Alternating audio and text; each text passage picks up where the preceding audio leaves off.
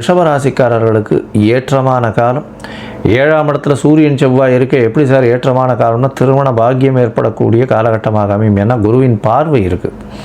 அதை தவிர பார்த்தோம்னா உங்களுடைய ராசிநாதன் 6ஆம் இடத்துல இருக்கிறதுனால புதிய வேலை கிடைக்கும், வேலையில் ஏற்றம் கிடைக்கும், வேலையில் மாறுதல்கள் இருக்கும். இந்த காலகட்டத்தில் பார்த்தோம்னா உங்களுடைய ராசிநாதனும் 6ஆம் இடத்திலிருந்து 7ஆம் இடத்துக்கு போகிறார். இது ஒரு பெரிய ஏற்றத்தை கொடுக்கும். புதிய கடன் வரக்கூடிய வாய்ப்பு உண்டு. கடன் சுப செலவுகளாக இருக்கக்கூடிய வாய்ப்புகள் நிச்சயமாக இருக்கும். திருமண பந்தம் ஏற்படும். 7ஆம் இடத்துல சுக்கிரன் போன உடனேவும் திருமண பந்தம் ஏற்படக்கூடிய வாய்ப்புகள் உண்டு. இந்த மாதத்தில் உங்களுக்கு திருமண பாக்கியம் நிச்சயமாக உண்டு. இவ்வளவு நாளாக பார்த்து தடங்கள் ஏற்பட்டதே, ஆனால் இந்த மாதத்தில் நிச்சயமாக கைகூடக்கூடிய காலகட்டமாக அமைய போகிறது.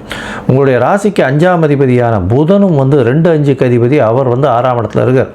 இதன் மூலியமாக பண வரவிற்கு பஞ்சம் இருக்காது. புதிய கடன் அமையும், சுப கடன்கள் அமையக்கூடிய வாய்ப்புகள் நிச்சயமாக உண்டு.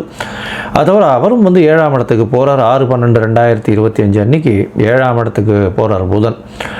5ஆம் அதிபதியும் 7ஆம் இடத்துல போகிறதுனால சிறு அதாவது கணவன் மனைவிக்குள்ள நல்ல ஒரு அந்யோன்யம் இருக்கும், காதல் வயப்படக்கூடிய வாய்ப்பு இருக்கும், நினைத்த காரியங்கள் நடக்கக்கூடிய வாய்ப்புகள் நிச்சயமாக உண்டு.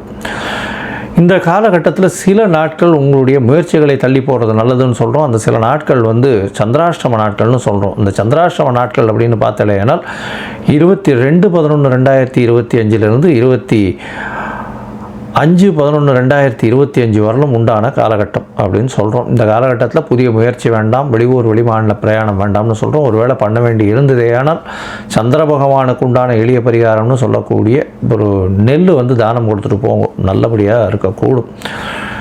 எந்த ஒரு பிரச்சனையும் வராமல் இருக்கும். இந்த மாதம் பார்த்தோம்னா நீங்கள் ரங்கநாதரை போய் சேவிச்சுட்டு வாங்க. துலா மாதம் முடிஞ்சு கார்த்திகை மாதம் 1ஆம் தேதிக்கு போனாலும் நீங்கள் கைசிகை ஏகாதசிக்கும் போகலாம். அங்கே ரங்கநாதரை போய் சேவிச்சுட்டு வாங்க, தாயாரையும் சேவிச்சுட்டு வாங்க, நல்ல ஒரு ஏற்றம் கிடைக்கும். இந்த மாதத்தில் மொச்சை தானம் பண்ணுங்க. இந்த மாதத்தில் பார்த்தோம்னா வெள்ளிக்கிழமை ஒரு 4 வெள்ளிக்கிழமைக்கு மொச்சை தானம் பண்ணுங்க. பெரிய ஏற்றம் கிடைக்கக்கூடிய வாய்ப்புகள் நிச்சயமாக உண்டு.